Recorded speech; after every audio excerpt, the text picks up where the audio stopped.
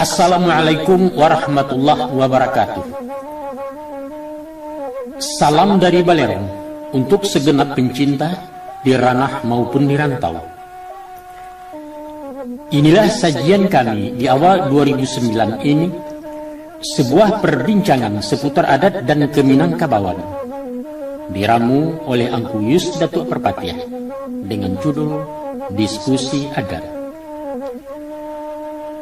Dalam karakter seorang mahasiswi yang mewakili aspirasi Angkatan Muda Minang, kritis, ilmiah, lugas, dan sedikit karengkang, berhadapan dengan sosok pemangku adat seni klasik yang bijak. Anda akan melihat pertarungan hitam putih antara dua generasi berbeda posisi untuk satu sasaran tembak. Seru, asyik, dan perlu untuk disimak. Sebagai kemenakan, Nani Syamsu, dan sebagai Mama, Yus Datuk Perpatiah. Selamat mengikuti.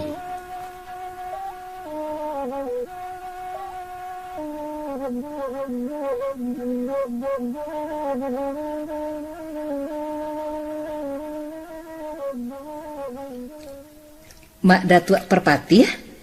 Iyo, Ambo. Lagi tekan adik Mak Datuk. Sia, Ambo. Yo lupa, Mama. Siagaran ya? Cuba lah kana-kana bana dulu, Mak.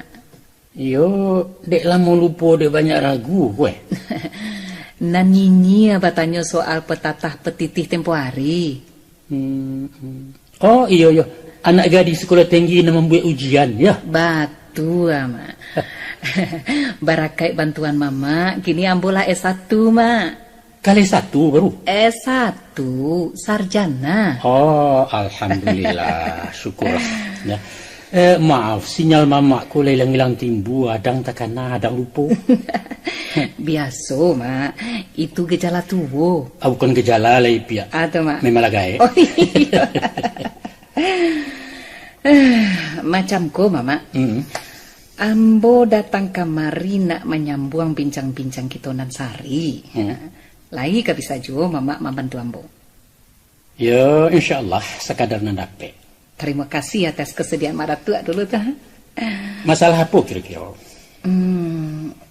Banyak hal nan ingin Ambo diskusikan jo Mama kok, Mah. Tapi sebelumnya Ambo mohon maaf kok, Mak.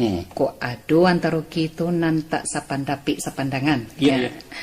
Bukan sengaja kemanakan melawan Mama, tapi ya semata-mata ingin mencari kebenaran. Indak masalah. Biasa melawan Mama ya kebenaran melawan guru jepituah. Ya. Mungkasunya adu argumen dalam mencari ayah nan janiah saya nalandai. Nan perlu lah etikai samu bayak kok niai samu barasia sopan santun dan talendo. Iyalah. Basilang kayu dalam tungku kemaya, Mak. Apa tua? Balaya kapan rantiku berayuang sambil menungkui basilang kayu dalam tungku di sinan api mengkui itu. Iya. Iyo itu naranca. Jadi lah Mak Datuk. Lah lamu sebenarnya kok Mak Datuk. Ambo memandam rasu Keminangkabau. Tapi dek takui mengatakan kowe. Kalau kasumbarang orang dan dalam momen nan kurang tape, Ambo khawatir babali awal panabangan. Padahal suara kami pewaris budaya Minangkabau minta didanga de generasi Mak Datuk nan lah lari sanjo. Apa masalahnya? Taruh tarang kok Mak Datuk. Ambo yo merasa malu dilahirkan sebagai anak Minang. Malu? Baad malu? Tansano Minangkabau ko organisasi kok, Mak. Namun rasanya Ambo cabut saja jadi anggota. Yo gak parah tuh. Kecuali kok, Mak, wajah Minangkabau dioperasi plastik sehingga bisa berubah roman. Apa tanya Mama Ste? Iyalah, Mak. Sebanyak tuh ragam Minangkabau indah ada satu pun tersalik rasa bangga di hati mereka. Yo, kadang-kadang tersanjung juga dek Cak Kabum si bule memuji panorama alamnya nan memang indah. Nggak lain? Dado, hanya itu. Apa bana aib Minangkabau memberi malu kalian? Banyak. Dan terlampau banyak untuk dibilang cie-cie. Umpamanya? Karakter orang awak nan angkuh, egois, hongeh, dan kurang santun.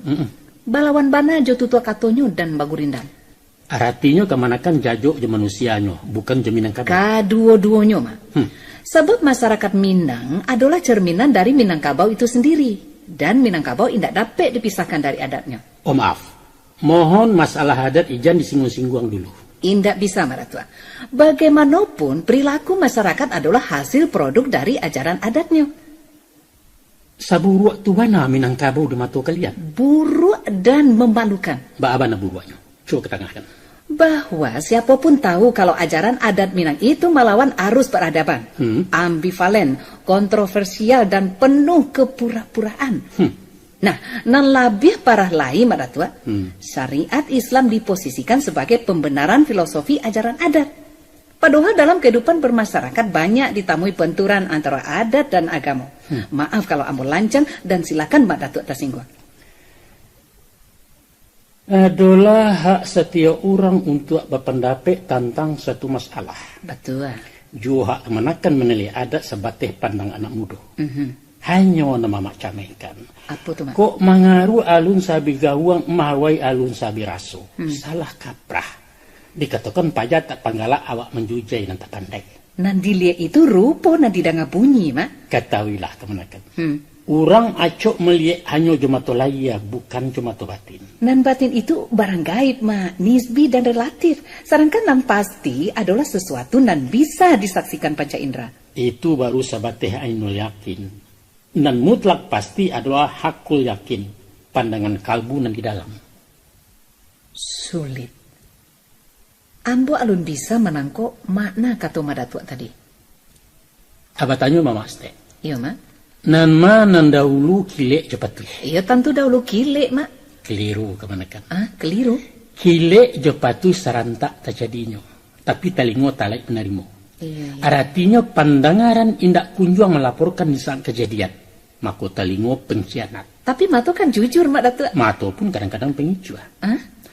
Kata Mato, tungke dan masuk ayah itu bengkok. Tapi sesudah diangke ternyata lurus.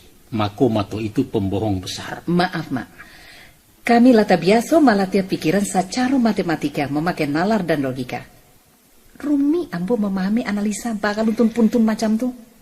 Mungkasih Mama, barajalah Arif memandang sesuatu di balik dan nampak. Indak salamonyo nol itu bernilai kosong kemenakan. Dan dari kearifan itulah timbulnya nilai budi dan menunjukkan standar martabat seseorang. Barangkali kalian mengatakannya moralitas atau etika. Nah, justru masalah moral itu bananan akan ambo perbincangkan juga, Mak. Silakan. Satu hal yang paling memalukan, Mak, adalah tentang skandal bundokan doang. Skandal apa orang kemenakan kasih? Skandal seks. Sebagai ratu dan simbol wanita Minang, Bundo Kandung membuat aib nan tak mungkin dimaafkan. Beliau berselingkuh aja bawahannya sehingga melahirkan dang tuanku. Kemudian anak hubungan gelapnya jo Salame Panjang Gombak itu dinobatkan menjadi putra mahkota Pagaruyang. Memalukan. Dari mana kemana akan mendapat kabar saya itu? Dari cerita kabar Cindomato. Kabar berasal dari kata kabar. Tapi kabar yang tidak teruji kebenarannya. Bukan kok kabar sama jo Tambo. Dan Tambo adalah sejarah. Salah pihak. Keabsahan kabar di bawah Tambo. Sedangkan Tambo itu sendiri bukanlah sejarah. Tapi sampai kini orang Minangkabau meyakini bahasanya Tambo itu sejarah. Keyakinan bukanlah jaminan sebuah kebenaran. Artinya Mak Datuk mengatakan kalau berita dalam Tambo itu bohong. Ambo tidak mengatakan bohong. Nah. Mungkin iyo, mungkin tidak. Dan pasti tidak mutlak benar. Orang mengkategorikan cerita Tambo termasuk legenda, yaitu dongeng tentang kepahlawanan. Dongeng ataupun legenda, nanyatu perselingkuhan Bundo Kanduang cacat di wajah Minangkabau. Dan itu mewariskan rasa malu bagi anak Minang turun-temurun. Baiklah. Tolong kemanakan ceritakan banyak kisah dalam kabar Cindomato itu. Macamku, Mak. Nan ambodanga ya. Adapun Bundo Kanduang adalah seorang ratu kerajaan Minangkabau. Tunggu. Ambo ralat ste ucapan kemenakan. Apa tuh, Mak? Beliau ratu kerajaan Pagaruyuang, bukan kerajaan Minangkabau. Loh, apa bedanya, Mak? Minangkabau tidak identik dengan Pagaruyuang. Bukankah kerajaan Pagaruyuang itu terletak di Minangkabau? Betul. Tuh? Tapi harus dicatat bahwa Minangkabau namo etnis, sedangkan Pagaruyuang namo dinasti. Ambo tidak paham juga keterangan Mbak Datuk sebentar dong, Mak. Oke lah, soal itu nanti kita bincangkan lebih rinci. Ini tarikkan ceritanya. Baiklah, Mak. Sebagai seorang rajo, Bundo Kandung mempunyai hulu balang bernama Salamet Panjang Gombak. Betul. Beliau terkenal dengan kesaktiannya, sehingga keamanan dan kewibawaan Bundo Kandung terletak di tangan Pandekato. Iya, iya. Nah, istri Salamet Panjang Gombak bernama Kambang Bandowari, Ya. bertugas sebagai kepala dayang-dayang istana. Iya kan begitu, Mak Datuk? Satu ambo memang begitu. Tarikkan. Pada suatu hari, Bundo Kandung taraga nak minum air kalapun nyua gading nan tumbuh di laman istana. Tapi tak surang pun pelayan nan sanggup memanjat. Sebab kalau putu dijago oleh segala binatang babiso. Iya, iya. Namun dengan kesaktiannya, Mak, Salamet Panjang Gombak mampu menjalankan perintah ratu. Sehingga berhasil mengambil sebuah dan membawanya turun. Ya. Sampai di bawah dibalah menjadi dua. Sabalah diminum dek Bundo Kandung. Anak sabalah lain diminum dek Kambang Bandowari. Iya, iya, iya. Nah, indak lama diantaranya, Mak. Bundo Kandung pun hamil, lalu melahirkan Dang Tuangku. Dan Kambang Bandowari hamil pulo. Baranak namanya Cindua Mato. Cindua Mato, betul. Konon kabarnya, Mak. Dan Tuangku jo Cindua Mato sarupo anak kambah. Sulit bagi orang untuk membedakan. Nah, kalau mereka berjalan bayi riangan nanti muko itulah pasti dan tuangku kah. Kalau nanti belakang Cindua Mato. Hanya itulah tanda-tandanya dek orang banyak. Baik itu kisah di kabar Cindua Mato nanam baca kok, Mak. Tidak salah, iya begitu. Begitu sebagian isi kabar Cindua Mato. Lantas, apa hubungan cerita tadi dengan tuduhan aib Bundo Kandung? Masa Mak Datuk Perpatiah orang nan ar bijaksana ndak paham juga tuh pakai. Mama pasti tahu muka suinya.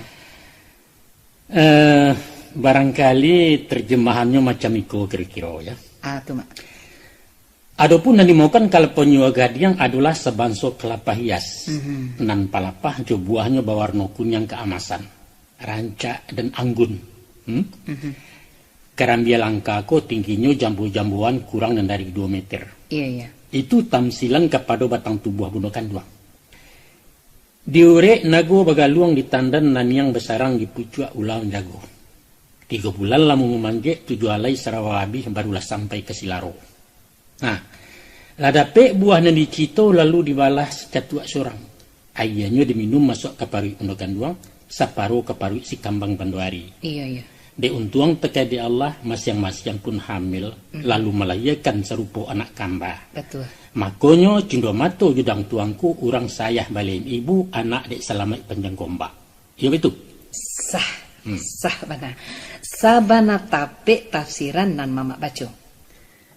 Selanjutnya, Mak ya. Salamet Panjang Gombak itu adalah pendekar hadiah Raja Cino.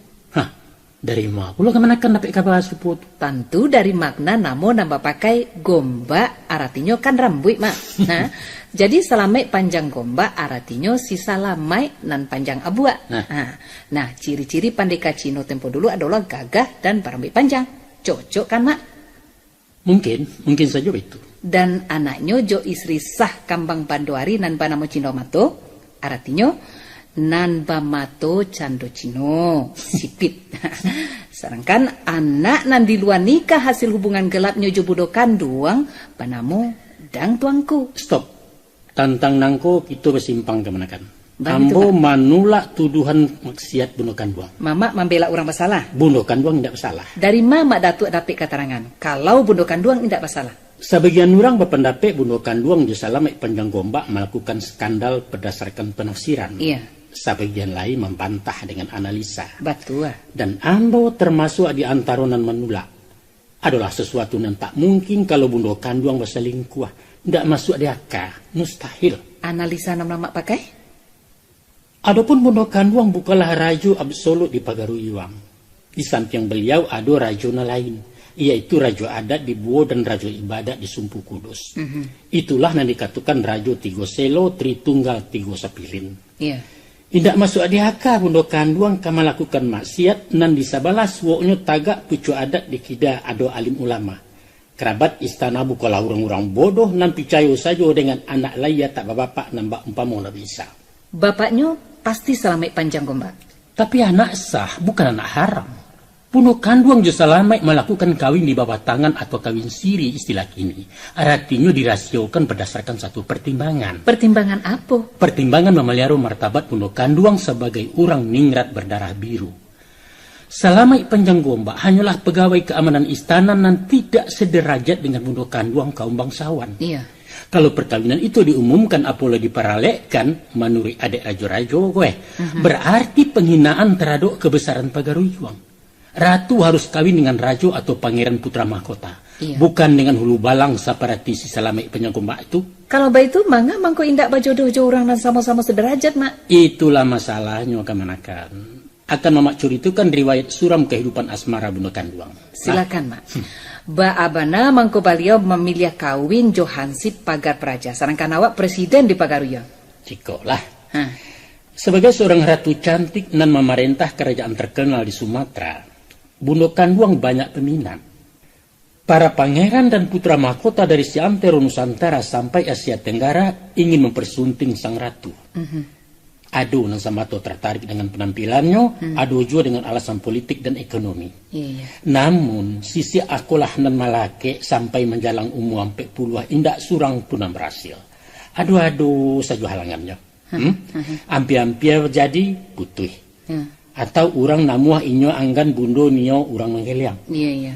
Konon pernah kapar bunga rajo Cino dan ingin meminang ke Pagaruyuang karam di Selat Malaka sebelum mudik batang hari nak taruh ke Batu Sangka. Iya, iya. Maka resahlah kerabat istana cameh dalam penantian menunggu putra mahkota pengganti bundo. Tala biar rusuh lai, orang nampunyo diri, Mak ya, Mak ya. Bagai ndak. Talu larindu di labuhan kapan nalun singgah jo. Iya.